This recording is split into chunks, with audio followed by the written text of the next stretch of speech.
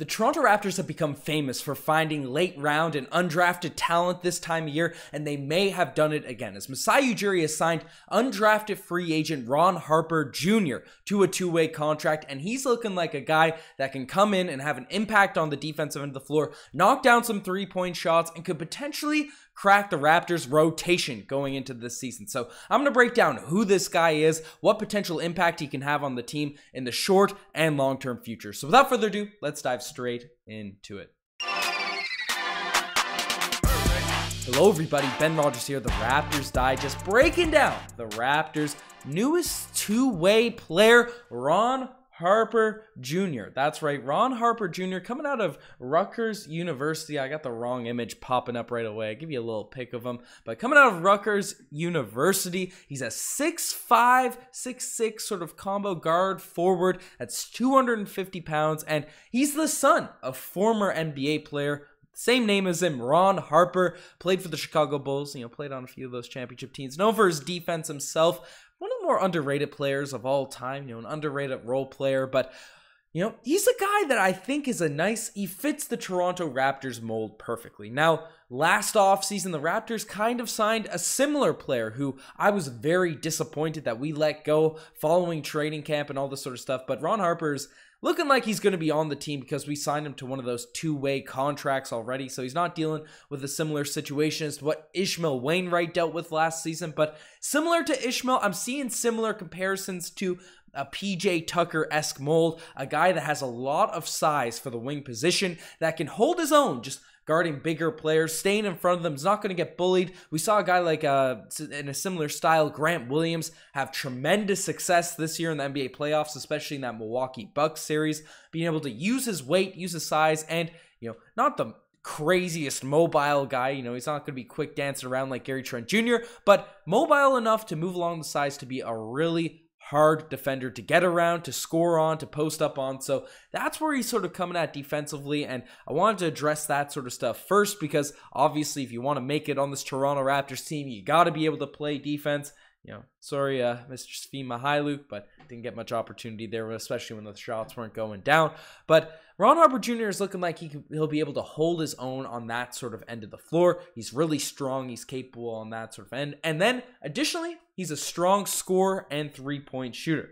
I toyed with the stats earlier. I almost brought it up, but in his fourth season, his last year with Rutgers, averaged 16 points per game, shot 40% from the three-point line, which is huge. A huge 80% from the free throw line.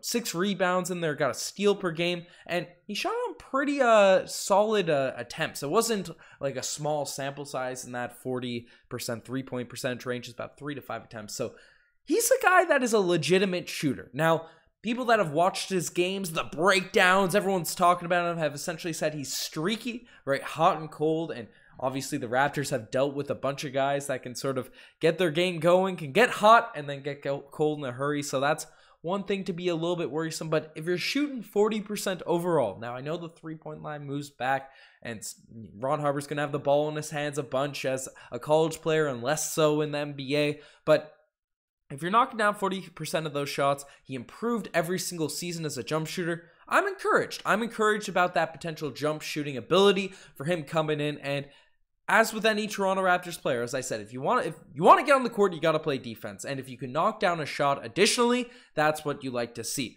Now, obviously, those 3-and-D capabilities, that's what really is what the Toronto Raptors sort of need at those lower guard positions. Obviously, last season, it became sort of a meme that we only drafted players or signed players that were between 6'7", and 6'9", right? Mostly of that 6'9" caliber. And we definitely felt it on the three-point shooting end, especially in the playoffs. Shots just weren't going down. And with Fred VanVleet, Gary Trent Jr.'s injuries, Malachi Flint's inconsistencies, right, in those guard positions, we didn't really have anyone reliable to come in and knock down shots and hit some threes. Now, this is a position that could definitely be filled. That backup shooting guard position, there is a hole right there on the Toronto Raptors roster that someone needs to step into. Now, obviously, I've been high on Champagnie coming in, potentially being a guy that fulfills that role. I think he can grow into that sort of player. I know a lot of people are calling for Jalen Harris to be back, but I don't think he's going to be leaving the Scarborough Shooting Stars. But who knows? Who knows? We do have his rights if he does come back to the NBA.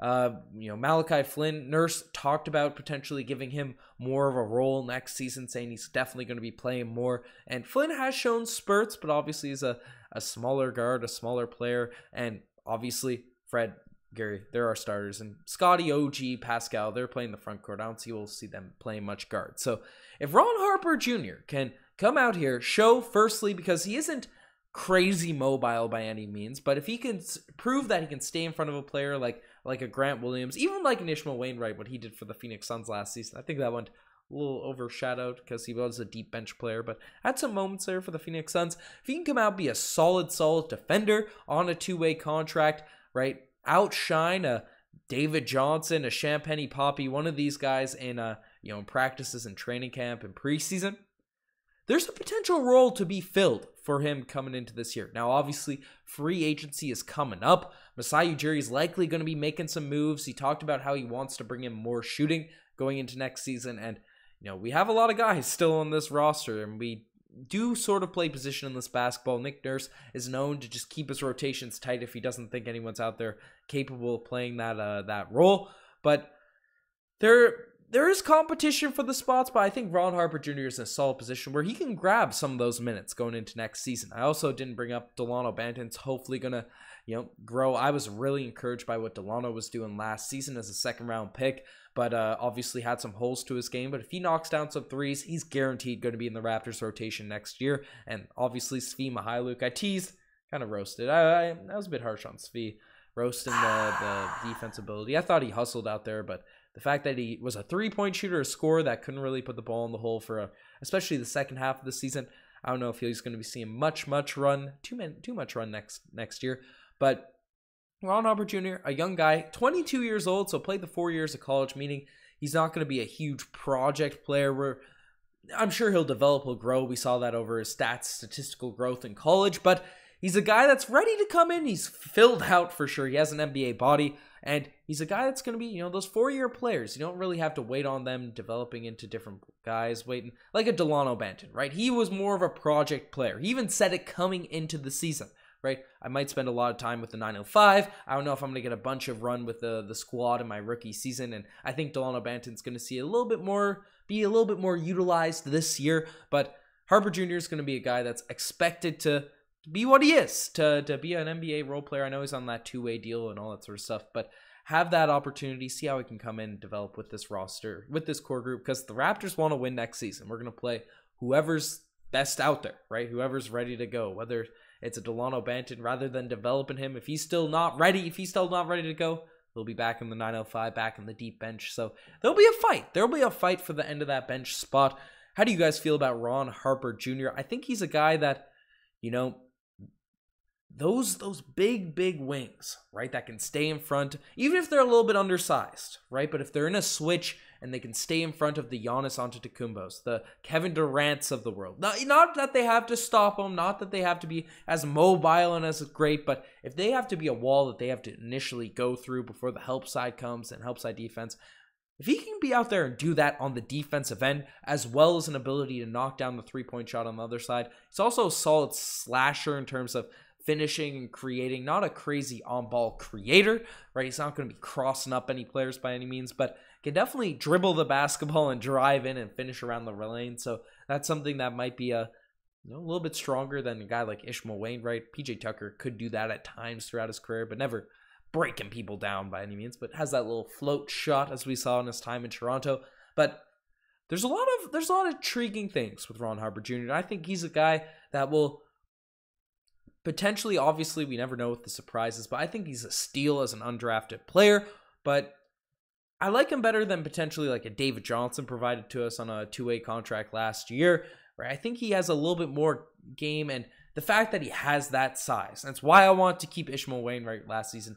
I think he's going to have an opportunity. I think it's a steal for the Toronto Raptors. But let me know what you guys think in the comment section below. You guys are the best for making this far. Check out the Instagram, the Twitter, the TikTok, all that cool stuff. Got a couple more signings as well. I'm going to be breaking down in another video, so subscribe to Raptors Digest. Free agency is just around the corner, so we'll be breaking down all of that news. Anyways, enough of me rambling. I'm signing off. Cheers.